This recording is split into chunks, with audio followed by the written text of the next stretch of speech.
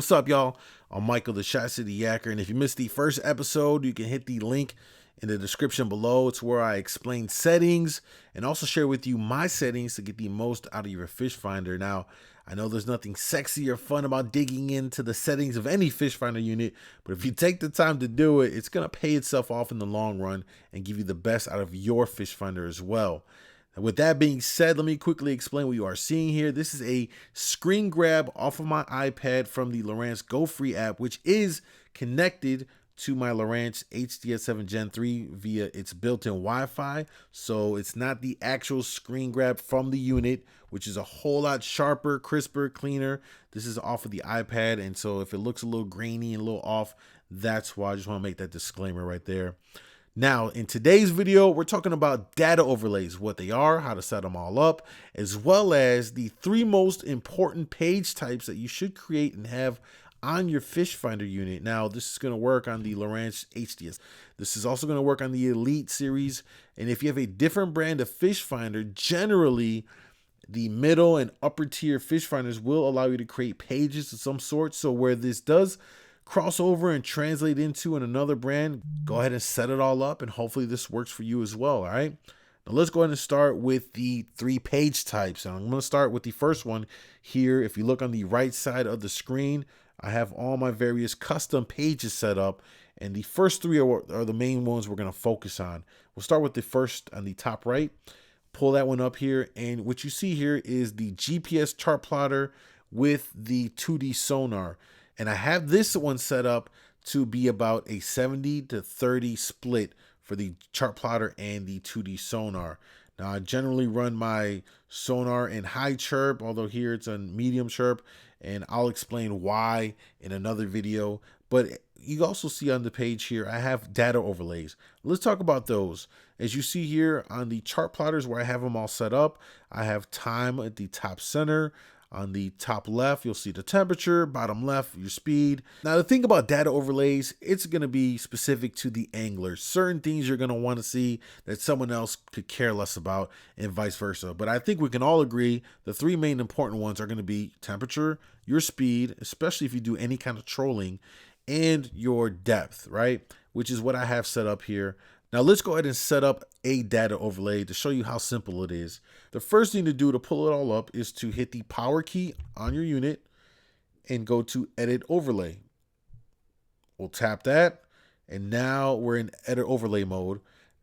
You'll hit menu, we'll hit add, and you'll have the choose data screen pop up. And from here, there's just a ton of options of things that you can pull up and add as an overlay to your current page and screen. For the sake of demonstration here, I'm just going to keep it real simple. Go to time, click time. We'll scroll down a little bit so you can see it. I'm just going to add the date.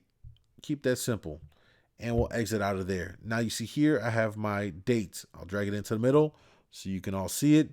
There it is. Pretty simple. Let's go ahead and say I want to add it underneath the time. It makes sense to add it there. So I'll place it right there. The other thing about this is I want to configure this. I don't want it to say date because I know by looking at it, it's the date, right? So we'll hit configure, and here are some more options on editing specifically one overlay.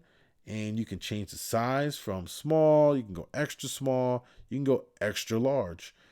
In this case, we'll leave it small, go back out. Now, because I want to get rid of the actual word date, I'm going to hit caption. Now that's gone. I'll move this up a little bit right underneath it. It's about even. Looks good. Tweak it out a little bit. Oh, too far. There we go. Looks about centered. I'll leave it there, and I will hit back, and I will hit save. And now I've added a overlay. It's that simple. Now, all of my overlays are black on this screen. That's just because for my eyes, it pops more, right? When I'm on my kayak in the sun, the black over the blue chart plotter color just pops. But everyone's vision is different. Everybody sees things differently. So if you need to change the colors on your overlay, it's very simple as well. We're gonna hit power. We're gonna go to edit overlay again. We'll go back to the menu. We'll select one of these. They have temperature already highlighted. We'll do that one. We'll go to configure, and we'll hit invert text. And now it flips it over to white. So your options are black or white. You can also add a bezel.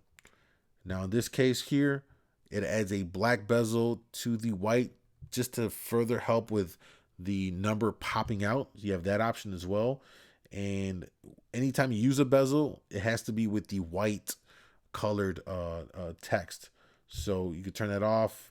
You can have it on or off. So it gives you different options there, and trying to make it work for everybody's vision in whichever way you see things, which is pretty cool. For me, black works, so I'll leave it at that. Oop, don't want analog. That was a mistake. Go back, hit save, and we're done right there. Now let's jump back out of here, go back to the home page, and talk about the second page that you should be creating on your unit. We'll pop it back up here. May not look a whole lot different from the first one, except for the fact that on this screen, we've added the downscan imaging, right? You still have the split to be about 70% of it with the GPS chart plotter, while you have 20 or so percent of it with the 2D sonar and the downscan imaging directly underneath it. And you'll also see here, I have my overlays pretty much the same. Those are the main three I'm always looking at more than anything else. You'll also notice here's a good example of what we're going to tweak something. You can see my overlay is a little off. The depth kind of bleeds over into my downscan imaging. I'm OCD. Everything needs to be like uniform and online and all that stuff. So let me go ahead and edit that. Simple. Hit the power key, hit edit overlay, go back to menu. Excuse me, not the menu. We'll discard that. We'll go back into edit overlay. We'll touch it and we'll move this. Now, the thing about this is when you have the menu screen popped out, it shifts the screen over more than where it would be. We need to get rid of that so I can actually see where this is going to end up. There we go. We got rid of it. Now I can see where we're at, right on the line. And that's where I want it at right there. It looks good to go for me. I'm going to go ahead and hit the menu key. We'll hit save. We'll get the menu out the way again. There it is, nice and clean. All right, going back out to the home screen with the final page that you absolutely should set up on your fish finder here is this one. Click it all up.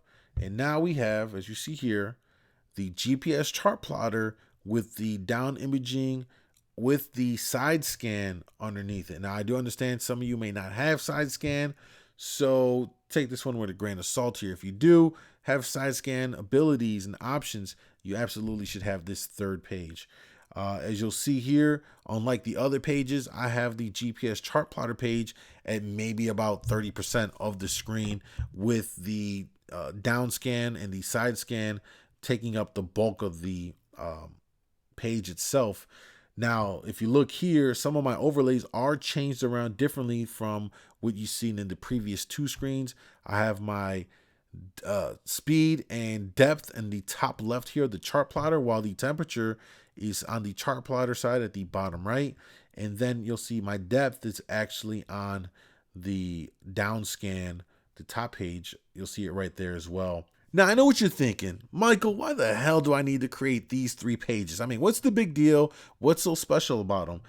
Good point, and even a better question. So check this out. In the next video in this series, I'm going to explain to you what each of them are, and specifically picking the right page for the right fishing situation to help you find the fish and hopefully allow you to catch those fish.